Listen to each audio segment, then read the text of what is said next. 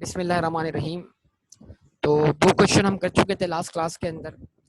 उसके बाद हम क्वेश्चन नंबर 33 के पढ़ने जा रहे हैं जनाब। और क्वेश्चन 33 जो है वो मिस्टर रमीज के नाम से एक पास्ट पेपर, ये सारे के सारे पास्ट पेपर्स ही आपके पुराने नए सब मिलाकर। तो mister Ramiz after converting the ground floor of his house in a retail shop, क्या है बताया क्या ये कि उसने अपने घर के एक हिस्से को क्या बना लिया है, रिटेल शॉप बना लिया है। Started to trade there on 1st October 1996। और जो रिटेल शॉप बनाई है उसको उससे बिजनेस उसने शुरू किया 1 अक्टूबर 1996 को। The cost of conversion was 250,000। इसके कन्वर्जन पे कितना खर्चा आया? 2,50,000। अब 2,50,000 से क्या बना?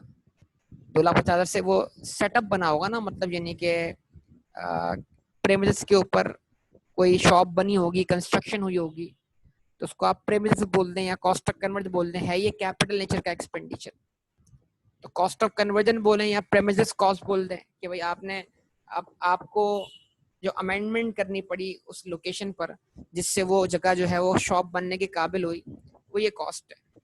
ठीक है।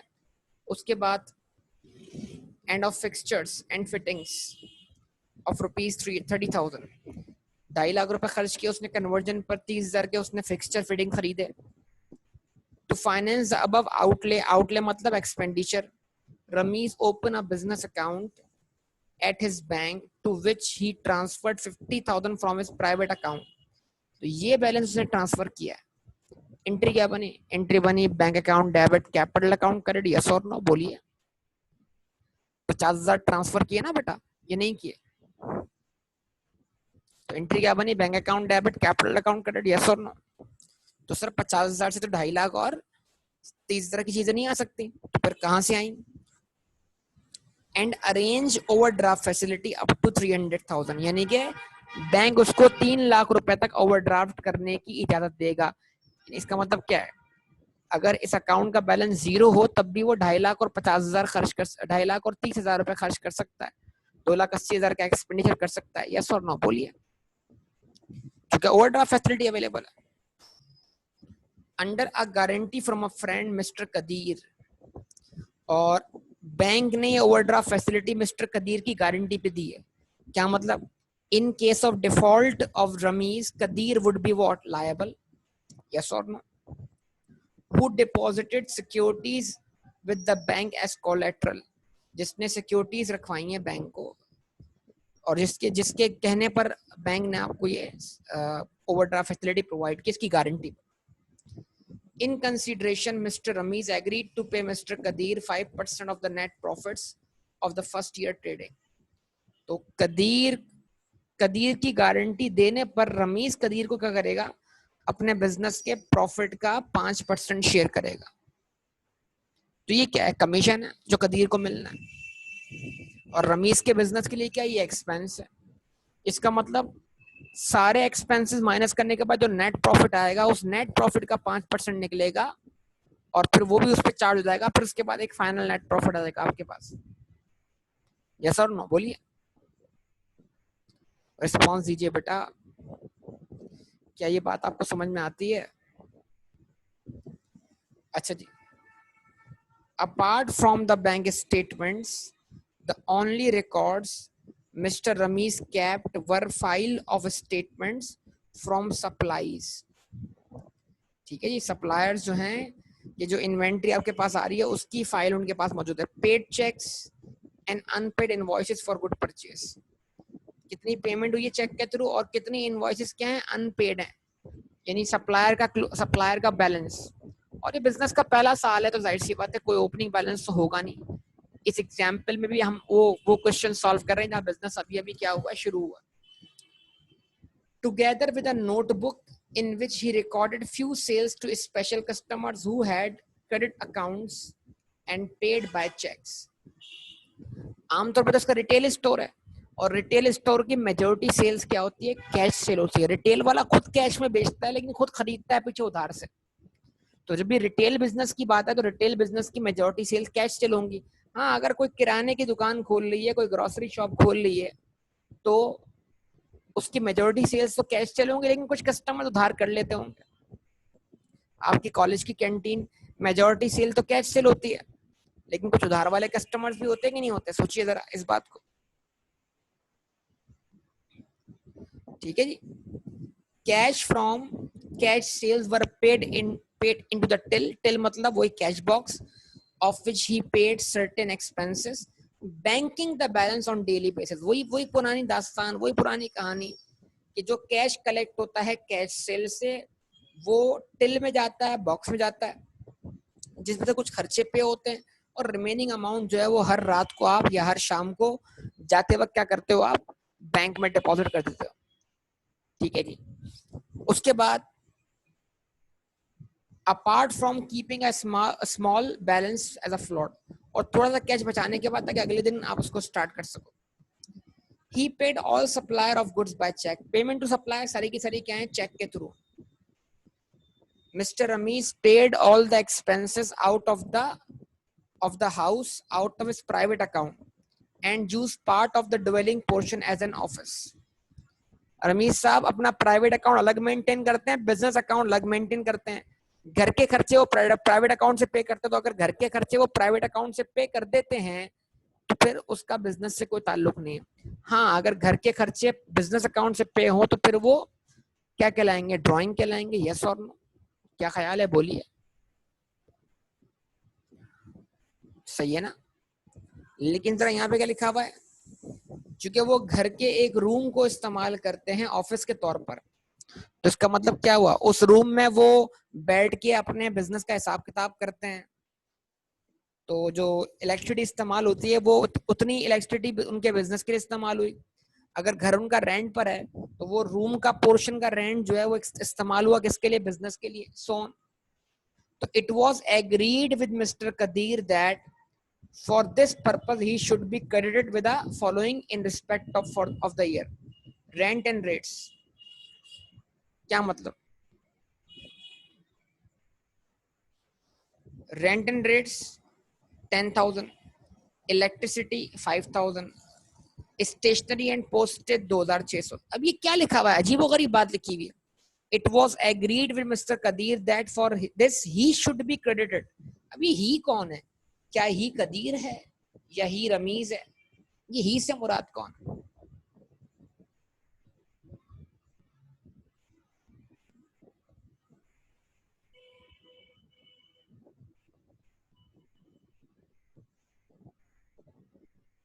हाँ भाई, ही कौन है ये?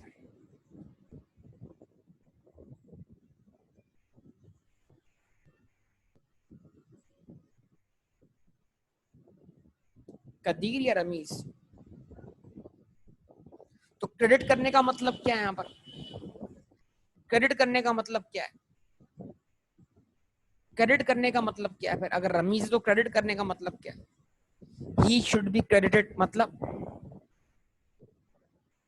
रमीज शुड बी क्रेडिट मतलब मीनिंग क्या निकला इस बात, इस बात का मायना क्या निकला?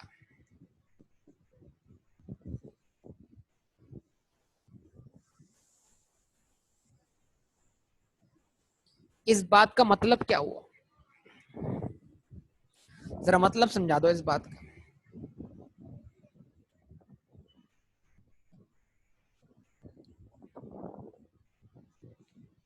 बोलो। अब सब खामोश हैं यार। भाई इस बात का मतलब क्या हुआ? एकदम से जैन का आंसर आया, फिर क्या कहते हैं अपना जैन खान का भी आंसर आ गया, फिर इससे पहले क्या कहते हैं अब्दुल बासित ने तो मिनट ही लगाया जवाब देने में यार। और सबसे पहले एतजाज आया, एतजाज। हाँ भाई, क्रेडिट करने का मतलब क्या है, जवाब दो ना भाई।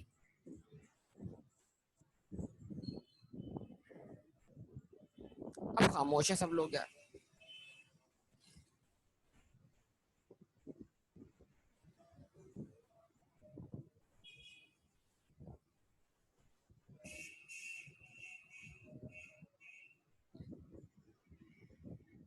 तो एक्सपेंस डेबिट होते हैं बेटा या क्रेडिट होते हैं? आप बोल रहे हो एक्सपेंस में चार्ज होगा, वो बोलता है ही should be credited.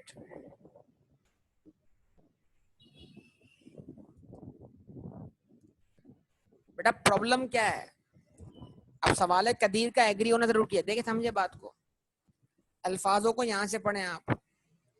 Mister Ramiz paid all expenses of the house of his private account, used part of the dwelling portion in office. तो जो उसने अपने घर के खर्चे पे किए उसमें वो ऑफिस के खर्चे भी उसने प्राइवेट अकाउंट से पे कर दिए। तो जितना पोर्शन उसने प्राइवेट अकाउंट से ऑफिस के लिए पे किया है वो आपके बिजनेस का एक्सपेंस है। और इसका कदीर का एग्री होना इसलिए जरूरी है कि अगर ये एक्सपेंस चार्ज होगा तो ये एक्सपेंस चार्ज होने से बिजनेस के प्रॉफिट में कमी आएगी, और बिजनेस के प्रॉफिट में कमी आएगी तो कदीर के कमीशन में कमी आएगी। अब लिखा हुआ क्या, it was agreed with mister Qadir that for this he should be credited with the following in respect of the year. मतलब ये वो एक्सपेंसेस हैं जो प्राइवेटली पे हो गए, जिनकी वेरिफिकेशन बिजनेस के अंदर मौजूद नहीं है। तो अब अगर आप किसी ऐसे एक्सपेंस को चार्ज कर दोगे जिससे कदीर के प्रॉफिट में कमी आएगी, मतलब कमीशन में प्रॉफिट कम होने की वजह से, तो कदीर उस पर एतराज कर सकता है। तो कदीर का इस बात पे एग्री होना जरूरी है कि रमीज ने क्योंकि इन एक्सपेंस को प्राइवेटली पे किया है तो रमीज इन एक्सपेंसेस की एंट्री ये बनाए, rent and rates debit capital credit, तो Rameez should be credited. Electricity expense debit, Rameez capital credit. Stationery and postage debit, Rameez capital credit. तो यहाँ पर क्रेडिट का मतलब क्या है, कैपिटल क्रेडिट भाई, कैपिटल, क्योंकि ये एक्सपेंसेस प्राइवेटली पे हुए हैं। तो अगर बिजनेस का कोई भी एक्सपेंस प्राइवेट रिसोर्स से पे हो जाएगा तो क्या करेगा, आपके बिजनेस के कैपिटल को बढ़ाएगा। यस और नो, रिस्पॉन्स दे दो अब तो भाई, अब तो जागो, अब तो जवाब दो। सब खामोश हो गए थे बिल्कुल। मकसद समझ में आई बात या नहीं समझ में आई? अच्छा बताओ, ओरिजिनल कैपिटल कितना था, 50,000। फिर ये एडिशनल कैपिटल कितना है, 50 और 10 60 65 और 2,600 67,600 कैपिटल का बैलेंस हो चुका है अब तक, 67,600। इसको याद रखना बेटा सब लोग, ठीक है। उसके बाद analysis of bank statement for the year ended December 30 September 1997। Business कब शुरू किया, 1 अक्टूबर 1996 को। साल पूरा कहां हो रहा है, 30 सितंबर 1997 को साल पूरा हो रहा है। ठीक है जी। ये बैंक में 50,000 डिपॉजिट हुए, इसकी एंट्री क्या है, बैंक डेबिट, यहाँ रेफरेंस कैपिटल क्रेडिट। एग्जामिनर ने परेशान करने के लिए क्या किया है, कैपिटल बताया नहीं है। ठीक है जी। Cash for the till, cash withdraw किया, इसकी एंट्री क्या है, bank credit cash account debit. जवाब दो भाई। सप्लाईज डिस्काउंट, सप्लायर्स को क्या, सप्लायर्स ने आपको क्या दिया, डिस्काउंट दिया है। आमतौर पे जो डिस्काउंट रिसीव होता है वो कैश फॉर्म में नहीं मिलता है, डिस्काउंट कैश फॉर्म में मिला है। इसकी एंट्री आप सिर्फ इतनी बनाओ, bank debit discount receive credit, बस। इसका इफेक्ट ना लो किस पर, क्रेडिटर अकाउंट पर, क्योंकि डायरेक्ट डिस्काउंट अगर आपको कैश फॉर्म में मिला है तो मतलब आपको पैसे मिले, आपने पेमेंट कर दी, उस पेमेंट में से 1,000 रुपए निकाल के उसने आपको वापस दे दिए पेमेंट करते हुए। इस तरह समझ लो आप इस बात को। तो इसकी एंट्री क्या है, bank debit discount receive credit. Special customer जिनको आप उधार बेचते हो गुड्स, उनसे कितना कलेक्शन हुआ है, 38,200। कैश ट्रांसफर टू बैंक, निकालना नहीं पड़ रहा, आसान कर दिया आपको। तो जो कैश ट्रांसफर टू बैंक है उसकी एंट्री बैंक डेबिट है, कैश अकाउंट क्रेडिट है। अच्छा जी। उसके बाद प्रीमियस पर के लिए ऊपर खर्चा किया, capital expenditure, furniture fixture purchase किया, कैपिटल एक्सपेंडिचर। अब देखिए सप्लाईज फॉर परचेज, कल भी बताया था आपको मैंने, ये देखो इससे धोखा मत खाना, ये परचेज लफ्ज से धोखा मत खाना। ये पेमेंट टू सप्लायर है अगर आपके पास क्रेडिटर्स का ओपनिंग या क्लोजिंग बैलेंस मौजूद है तो। Insurance of stock, insurance expense, ठीक है जी। बैंक चार्जेस एंड इंटरेस्ट कितना, 11,000।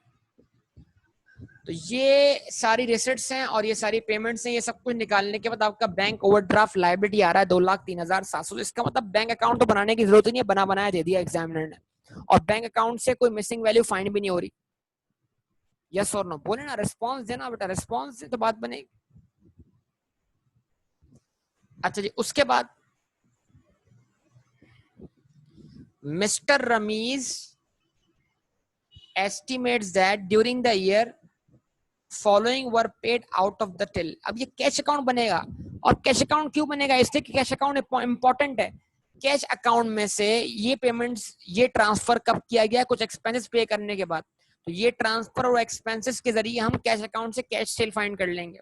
तो Ramiz estimates that during the year the following were paid out of the till before making the bankings. ये कैश से पे हुए वेजेस, ये सनड्राई शॉप एक्सपेंस पे हुए, ये ड्राइंग्स हुई। Mister Qadir agrees these figures. क्यों भाई, क्यों एग्री कर रहा है? एक्सपेंसेस से कदीर का एग्री होना इसलिए जरूरी है कि जो भी एक्सपेंस चार्ज होगा वो कदीर के हिस्से को कम कर देगा, वो प्रॉफिट कम करेगा। तो प्रॉफिट कम होने से क्या होगा, कदीर का प्रॉफिट में हिस्सा यानी कि 5% कमीशन कम हो जाएगा ना।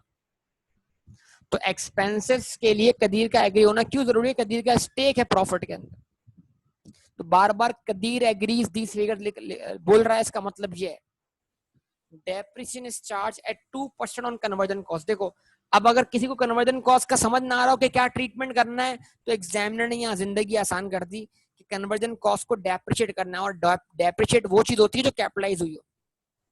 उसके बाद and 5% on fixtures and fittings, और फिक्सचर और फिटिंग को डेप्रिशिएट करना है 5%। तो कोई इशू नहीं है। 2.5 लाख का 2%, 30,000 का 5%, डेप्शन मिल गई आपको। बोले बेटा बोले, रिस्पॉन्स दें।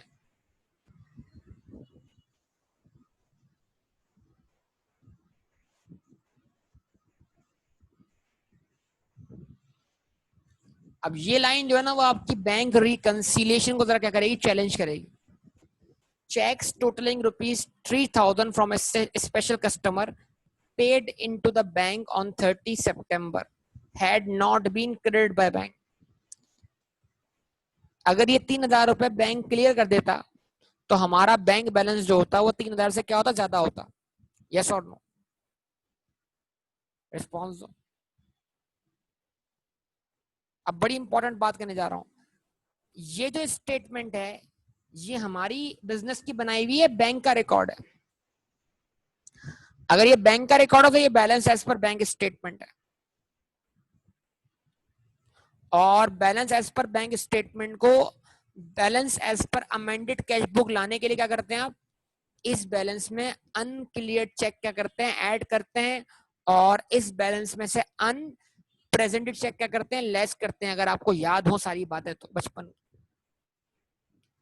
अब थोड़ी सी गलती क्या है, ये बैलेंस क्या है, लायबिलिटी है, ओवरड्राफ्ट है, और 3,000 का बैलेंस डिपॉजिट होने से ओवरड्राफ्ट में इजाफा होगा या कमी आएगी?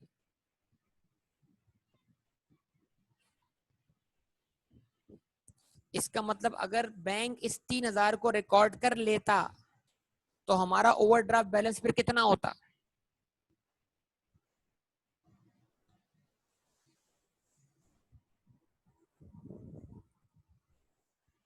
अगर बैंक इस 3,000 को रिकॉर्ड कर लेता तो हमारा ओवरड्राफ्ट बैलेंस कितना होता? 2,07,000 होता ना। यस और नो? और बैंक अगर ये 3,000 को रिकॉर्ड कर लेता फ्रॉम स्पेशल कस्टमर्स, तो स्पेशल कस्टमर से जो कलेक्शन हुई है वो कितनी होती, वो कितनी होती, जरा बताओ। स्पेशल कस्टमर से कलेक्शन कितनी होती? 41,200।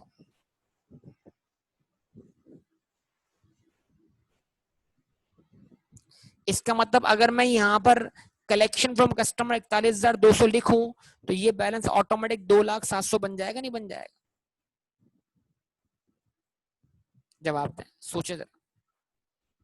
तो आप डॉट लगा लें इस पर कि आप जब बनाएंगे डेटर का अकाउंट तो आप इसको 38,200 नहीं लिखेंगे, इसमें 3,000 बढ़ा के लिखेंगे।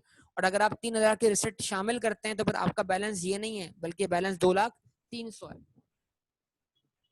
यस और नो बोलिए, रिस्पॉन्स दीजिए।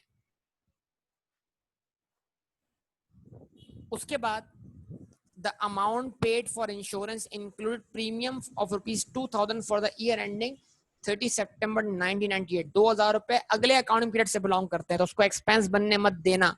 डॉट लगा लो किस पर, इंश्योरेंस पर। 4,000 में 2,000 क्या करोगे, माइनस कर दो, और 2,000 को एक्सपेंस बनाओगे, 2,000 को प्रीपेमेंट लोगे।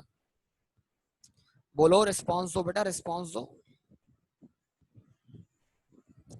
अच्छा जी, उसके बाद closing stock taking at cost 36,000।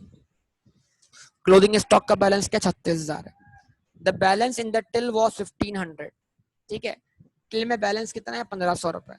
इस लाइन को छोड़ दो, इग्नोर कर दो आप फिल वक्त, ये हमारे किसी काम की नहीं है, ये आपको कंफ्यूज करेगी बिला वजह।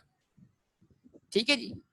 Balance in the till was ₹1500। Till में बैलेंस कितना है? 1500 रुपए। ठीक है, यानी ये क्या बन गया आपका? कैश अकाउंट का क्लोजिंग बैलेंस। सप्लायर्स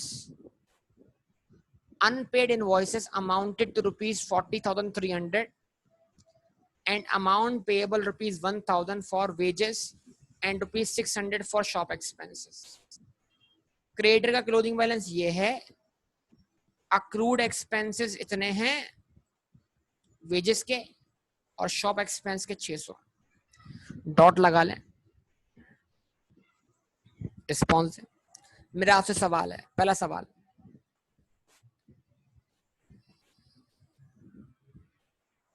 मेरा आपसे सवाल है, ओपनिंग बैलेंस की तो बात हम करेंगे नहीं क्योंकि बिजनेस का पहला साल है। क्या क्रेडिटर का क्लोजिंग बैलेंस है? क्या क्रेडिटर का क्लोजिंग बैलेंस है? यस है, पक्का कंफर्म। क्या पेमेंट टू सप्लायर्स है? परचेज मिल गई? परचेज मिल गई? ओपनिंग स्टॉक तो होगा नहीं, बिजनेस का पहला साल है। परचेज आ गई, क्लोजिंग स्टॉक है। तो जैसे ही परचेज में लेस के क्लोजिंग स्टॉक क्या मिल गया? क्या मिल गया? Cost of sale. अब सोचो मार्कअप मार्जिन है तो कॉस्ट ऑफ सेल को कन्वर्ट कर लो सेल में, लेकिन क्वेश्चन में कोई मार्कअप मार्जिन नहीं दिया हुआ, तो अब सेल कैसे निकलेगी जरा सोचेगा। अच्छा जी, ओके, कॉस्ट ऑफ सेल तो पहले हमने समझ ली कि भाई कैसे आ रही है, अब सेल के बारे में सोचते हैं जरा। सेल के बारे में सोचते हैं, और सेल के बारे में क्या सोचते हैं भाई?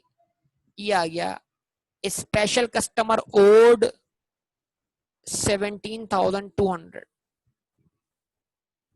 आपके रिकॉर्ड के हिसाब से आपके स्पेशल कस्टमर्स कितना अमाउंट उन पर ड्यू है? 17,200। यस और नो बताइए। डेटर का क्लोजिंग बैलेंस है, डेटर का क्लोजिंग बैलेंस है, बोलिए। डेटर का क्लोजिंग बैलेंस है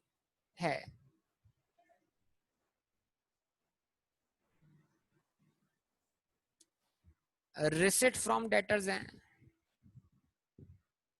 जिसमें ये वाले 3,000 भी शामिल करेंगे। तो डेटर अकाउंट से क्या मिल गया बेटा? डेटर अकाउंट से क्या मिल गया बेटा? Credit sales, credit sales. लेकिन रिटेल बिजनेस है, रिटेल बिजनेस है, इसलिए आपको कैश सेल भी निकालनी है। अच्छा जी, ये ले बेटा, कैश सेल भी आ गई। कैसे आ गई कैश सेल? जरा सोचिएगा इस बात को। कैश का क्लोजिंग बैलेंस है, कैश को रिवर्स कैलकुलेट करना जरा नीचे से। कैश का क्लोजिंग बैलेंस है, यस है, ओके जी। कैश ट्रांसफर टू बैंक है, यस है। और ये सारे एक्सपेंसेस कहां से पे हुए हैं? कैश से। तो ये क्रेडिट साइड पे लिखे हैं, ये क्रेडिट साइड पे लिखे हैं, ये क्रेडिट साइड पे लिखे हैं, फिर cash transfer to bank credit side पे लिखे हैं, बैलेंस शीट लिखे हैं, और इसको लिखे हैं डेबिट साइड पर। क्यों? 2,000 का बैलेंस वहां से आया भी है। और जो अब डिफरेंस है, वो डिफरेंस कैश अकाउंट की डेबिट साइड पे जो शॉर्टेज है, वो शॉर्टेज बेटा क्या है? Cash cell. कैश सेल और क्रेडिट सेल को प्लस करें, टोटल सेल मिल जाएगी। रिस्पॉन्स, टोटल सेल मिल गई, उससे कॉस्ट ऑफ सेल माइनस करें, क्या मिल गया? ग्रॉस प्रॉफिट मिल गया। बताइए, सही है ना?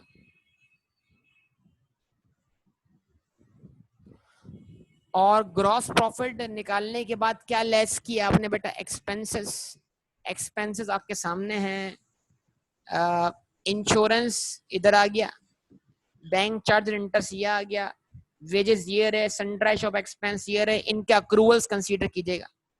फिर इनकी डेप्रिसिएशन, इसकी डेप्रिसिएशन, और इसको अदर इनकम में ऐड करना मत भूलिएगा, 1,000 रुपए को अदर इनकम।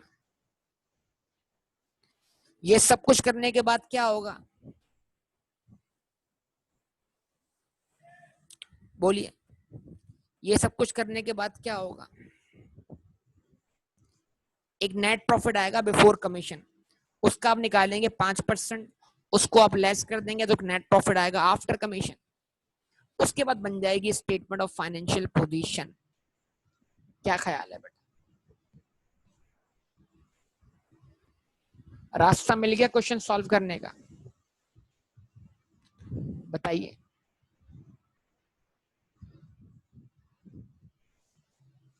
रिस्पॉन्स दीजिए।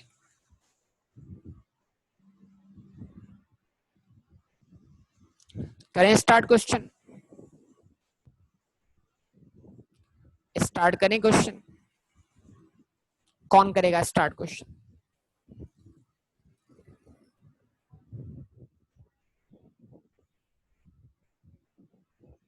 हम कौन?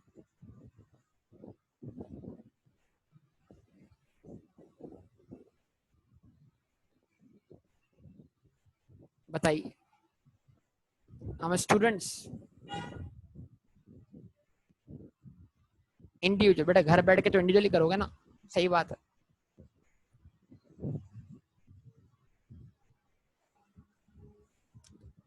चलें, आपके पास जो है वो 10 मिनट है, 10 मिनट में ग्रॉस प्रॉफिट निकाल दें, 10 मिनट में ग्रॉस प्रॉफिट निकाल।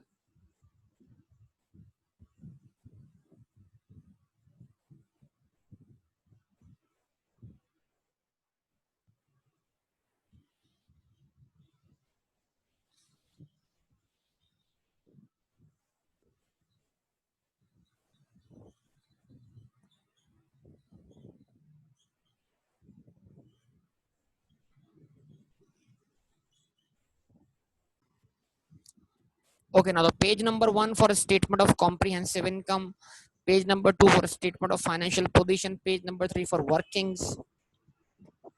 याद होगा तरतीब आपको इसे?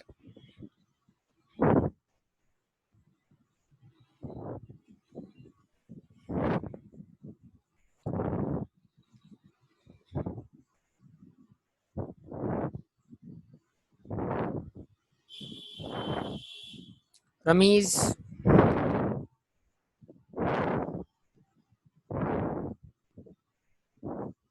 statement of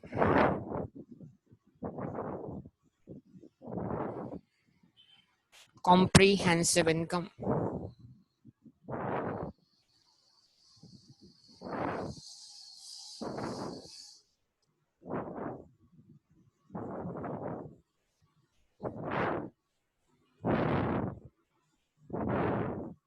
for the year ended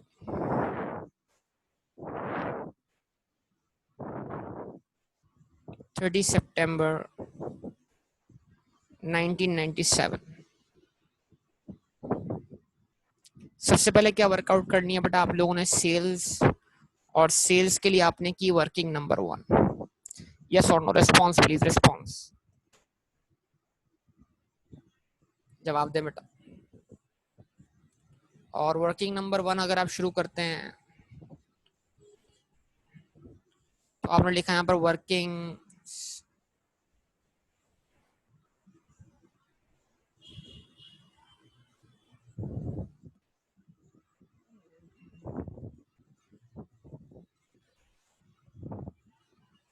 working 1 is what? Sales,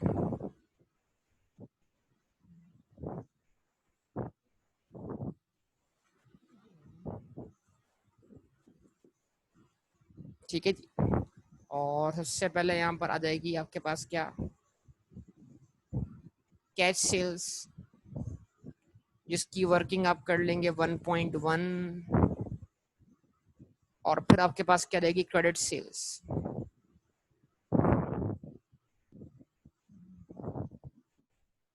जिसकी आप वर्किंग कर लेंगे 1.2।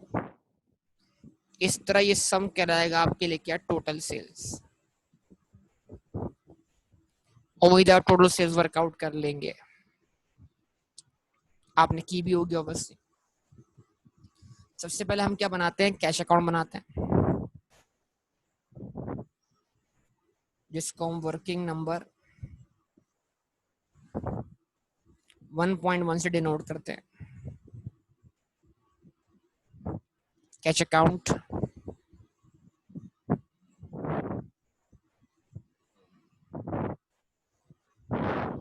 कोई बैलेंस शीट जो नहीं है। आप सब जानते हैं बैंक से कैश में कितना बैलेंस ट्रांसफर हुआ है, 2000 रुपए। तो कैश डेबिट हुआ है 2000 से, बैंक अकाउंट क्रेडिट हुआ है 2000 से। फिर कैश आपके पास कैसे आया, कैश सेल्स है, इसकी एंट्री कैश अकाउंट डेबिट है, सेल्स अकाउंट क्रेडिट है, लेकिन ये वैल्यू मिसिंग है, इसी को फाइंड करना है आप लोगों ने। अब सबसे इंपॉर्टेंट चीज क्या है कि भाई यहाँ से पेमेंट्स क्या हुई है। तो आप सबको पता है यहाँ पर वेजेस पे हुआ है, यहाँ से सनड्राई क्या है, एक्सपेंसेस है, सनड्राई शॉप एक्सपेंसेस पे हुआ है। बोलिए बेटा।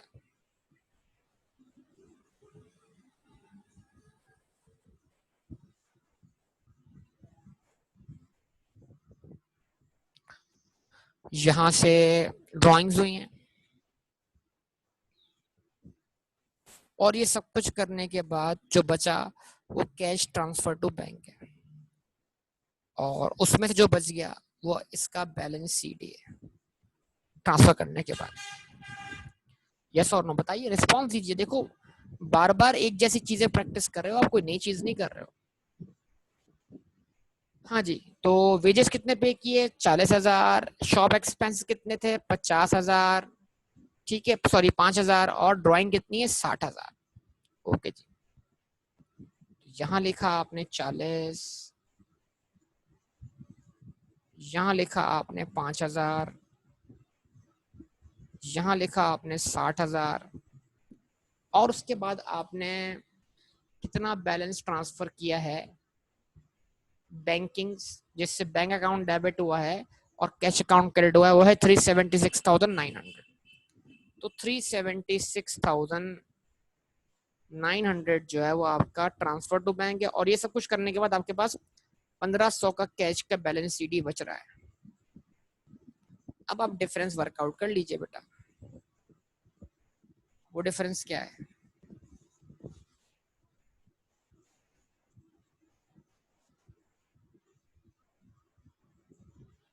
वो डिफरेंस क्या है,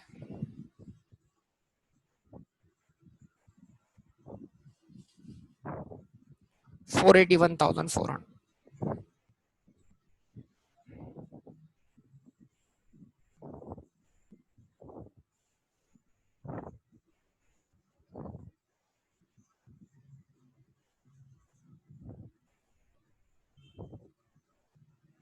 ठीक है जी, 481,400 ये आपके पास। 481,400 के आ गई आपके पास, कैश सेल आ गई।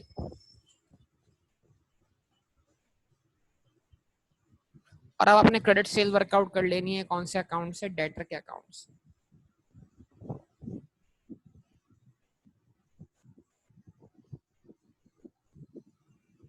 जिनको क्वेश्चन है स्पेशल कस्टमर्स बोला है, तो स्पेशल कस्टमर से क्या हुआ है, कैश कलेक्ट हुआ है, बैंक अकाउंट में बैंक डेबिट हो गया, लेकिन क्योंकि बैंक अकाउंट की डिटेल्स आपकी एज पर बैंक स्टेटमेंट है, तो उसमें जो पैसा आपको चेक फॉर्म में कलेक्ट हो चुका है लेकिन बैंक ने आपके अकाउंट में क्रेडिट नहीं किया, वो शामिल नहीं है।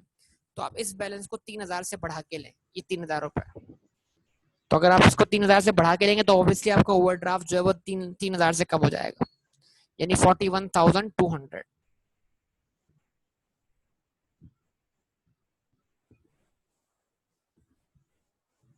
कोई डिस्काउंट अलाउड है क्वेश्चन में, नहीं है।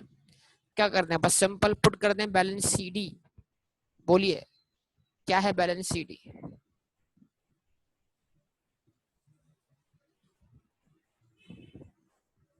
17,200 ये रहा।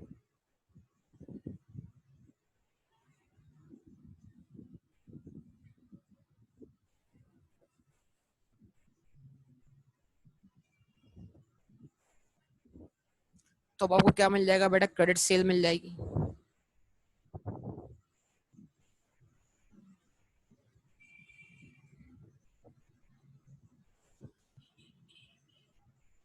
और कितनी है क्रेडिट सेल्स, जिससे डेटर अकाउंट डेबिट हुआ है और सेल्स अकाउंट क्रेडिट हुआ है 58,400। तो इसमें 481,400 में 58,400 क्या करते हैं, ऐड करते हैं, तो आपका सम कितना आता है 539,800। तो 539,800 आपकी क्या है, क्रेडिट सेल्स है। ठीक है जी। अब कॉस्ट ऑफ सेल वर्कआउट कर लें, और कॉस्ट ऑफ सेल वर्कआउट करने के लिए आपको वर्किंग करनी है, working number 2 for what, cost of sales, जिसके लिए आपको पहले फाइंड करनी है परचेजेस।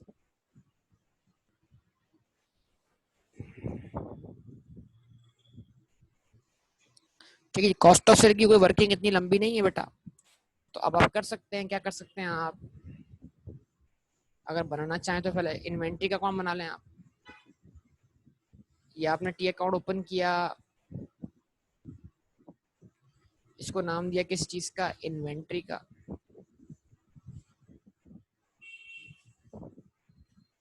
इन्वेंट्री का क्या अवेलेबल है, बैलेंस शीट अवेलेबल है, एक मिनट जरा वेट कीजिएगा। जी बेटा, इन्वेंट्री का बैलेंस शीट क्या था, 36,000 है।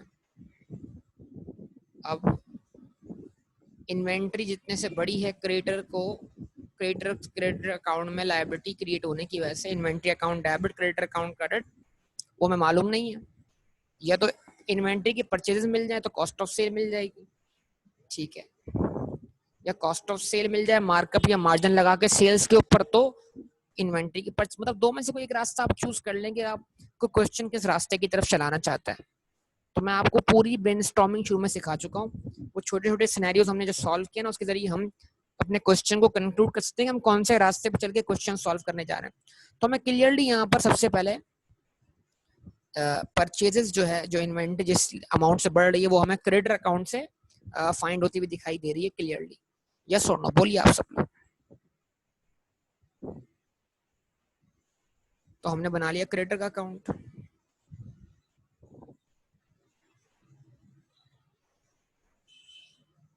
और क्रेडिटर अकाउंट में हमने एंट्री कंप्लीट की, इन्वेंट्री अकाउंट डेबिट किया, क्रेडिटर अकाउंट क्रेडिट किया। फिर हम इसकी पेमेंट दिखाते हैं, तो हमने सप्लायर्स को पेमेंट कितनी की, फिर इसका हम बैलेंस शीट बताएंगे। डिस्काउंट क्योंकि कैश फॉर्म में मिला है, डिस्काउंट की एंट्री का इफेक्ट मैं यहाँ नहीं ले रहा, वरना आपको गलती, मतलब आपसे गलती हो जाएगी, क्योंकि डिस्काउंट कैश फॉर्म में मिला है, कैश फॉर्म। आमतौर पर जो डिस्काउंट रिसीव होता है वो कैश फॉर्म में नहीं मिलता, तो उसकी एंट्री आप सिंपल ये बनाए, bank debit discount receive credit, बस दैट्स ऑल। ठीक है जी। तो सबसे पहली चीज बताइए, पेमेंट टू सप्लायर्स कितनी है,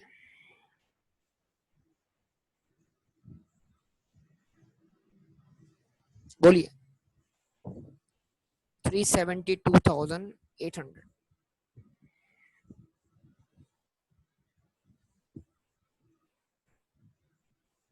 और बैलेंस शीट कितना है,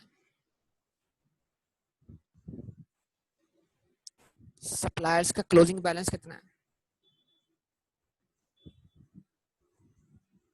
तो अब इन्वेंट्री अकाउंट डेबिट होने की वजह से लायबिलिटी कितने से क्रिएट हो रही है बताइए। परचेज कितने से आ गई आपके पास, कि कितनी इन्वेंट्री परचेज हुई है इस साल, बोलिए बेटा, बोलिए बोलिए बोलिए, बताइए।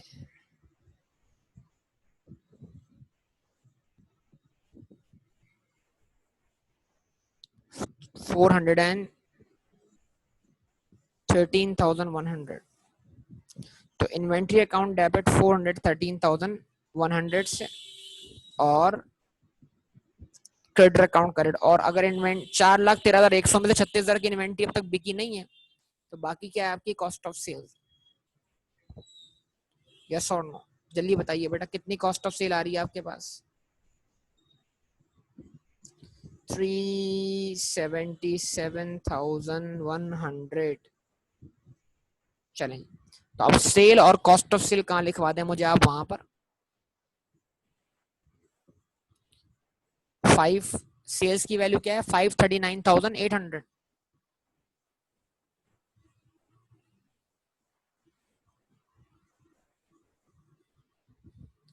लेस किया कॉस्ट ऑफ सेल्स, और कॉस्ट ऑफ सेल कितना है बेटा 377,100। तो आपके पास क्या आ गया, ग्रॉस प्रॉफिट आ गया।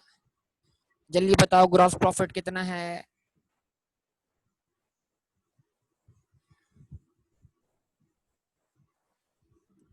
162,700। ठीक है, अब आप क्या करें, इसमें से लेस करें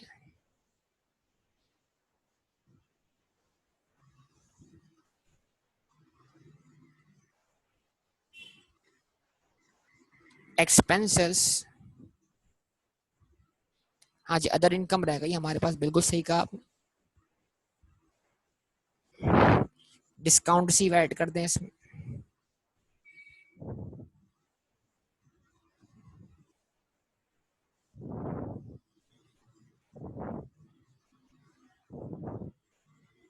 एक हजार से, तो आपका जीपी आफ्टर अदर इनकम कितना हो जाएगा 163,700। ठीक है ना। अच्छा, अब उसके बाद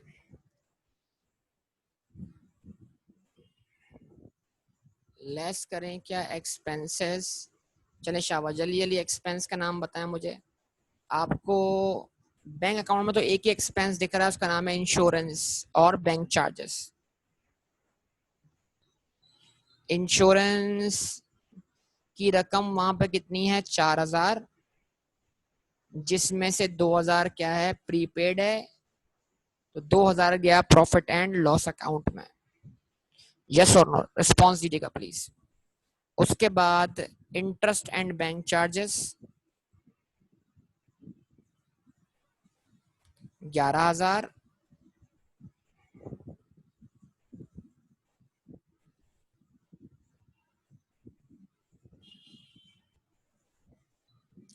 उसके बाद अगर आप बात करते हैं तो फिर वेजेस, वेजेस 40,000 है, और अक्रूड वेजेस कितने से हैं बेटा 1,000 से। 1,000 लाइबिलिटी बन जाएगा, 1,000 एक्सपेंस का पार्ट बन गया 41,000। उसके बाद सनड्राई शॉप एक्सपेंसेस हैं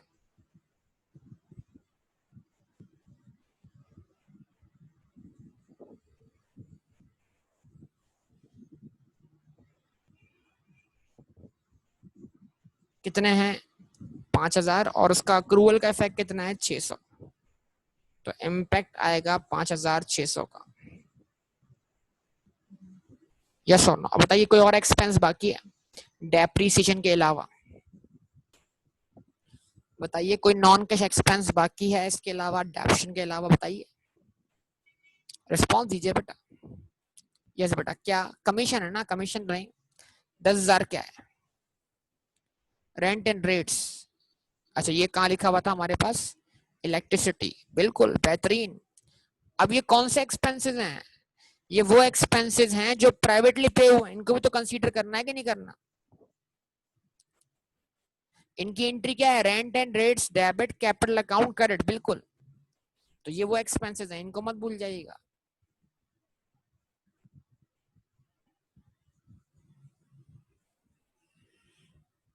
रेंट एंड रेट्स हो गया, उसके बाद इलेक्ट्रिसिटी हो गया,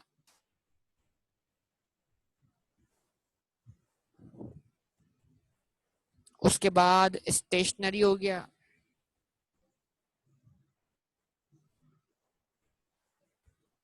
तो रेंट एंड रेट्स कितना है बेटा बताइए 10,000 रुपए। इलेक्ट्रिसिटी एक्सपेंस कितना है आपके पास, इलेक्ट्रिसिटी एक्सपेंस कितना है 5,000 रुपए। इन सबसे कैपिटल भी क्रेडिट करना मत भूलिएगा, और स्टेशनरी कितना है 2,600। अब आ जाए कहां पर, डेप्रीसिएशन की तरफ। चार्ज कर दें डेप्रीसिएशन, कॉस्ट ऑफ कन्वर्जन कितनी है 2.5 लाख, 2.5 लाख का निकालने कितना 2%, जवाब दें। और प्लस करें 30,000 फर्नीचर एंड फिक्सचर का कितना परसेंट निकालना है, क्या रेट है फर्नीचर फिक्सचर का। 5% रेट है।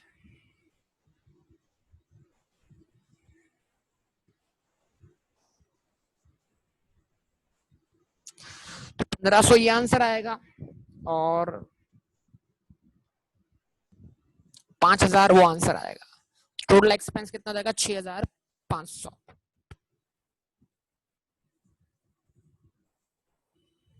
टोटल डेबिशन कितनी चार्ज किया आपने? 6500। यस और नो बोलिए बेटा, रिस्पॉन्स दीजिए। रिस्पॉन्स है, रिस्पॉन्स। यस और नो। अब एक एक्सपेंस का प्रॉब्लम आ रहा है, एक एक्सपेंस अभी बाकी है, वो है कदीर का कमीशन। उसको भी आप एक्सपेंस के तौर पे डेबिट करेंगे और उसकी लायबिलिटी आप क्रेडिट करेंगे, लेकिन वो तमाम एक्सपेंसेस चार्ज होने के बाद ही निकलेगा। तो अभी आप एक्सपेंस का सम कर दें सबका। कितना सम हुआ? एक्सपेंस का सम जल्दी बेटा, जल्दी जल्दी जल्दी जल्दी। 83,700। तो नेट प्रॉफिट बिफोर कमीशन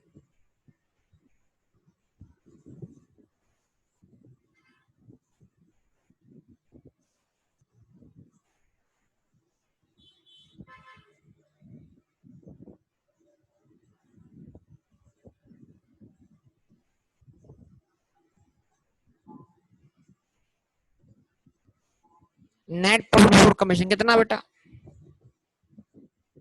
80,000। सही है। उसके बाद लेस क्या करें? कमीशन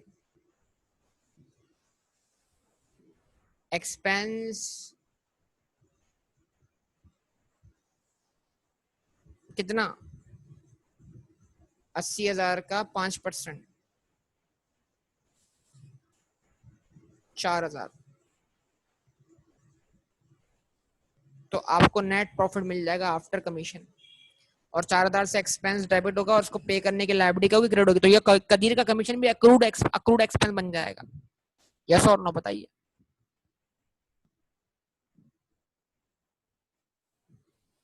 ये नेट प्रॉफिट आ गया आपके पास कितने से? 76,000। ठीक है, ये नेट प्रॉफिट आ गया 76,000 से। बताइए।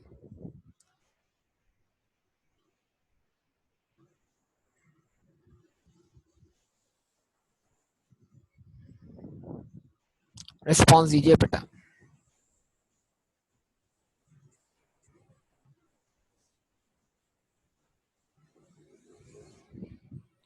तो अब आप इसकी एसएफ बना सकते हैं बेटा? बस बताइए, बना लेंगे इसकी एसएफ? तो कंप्लीट कीजिएगा बेटा इस क्वेश्चन को। इंशाल्लाह बाकी बातें आपसे होंगी अगली क्लास में। ओके, अल्लाह हाफिज। जिसको स्क्रीनशॉट लेना जल्दी से ले ले स्क्रीनशॉट।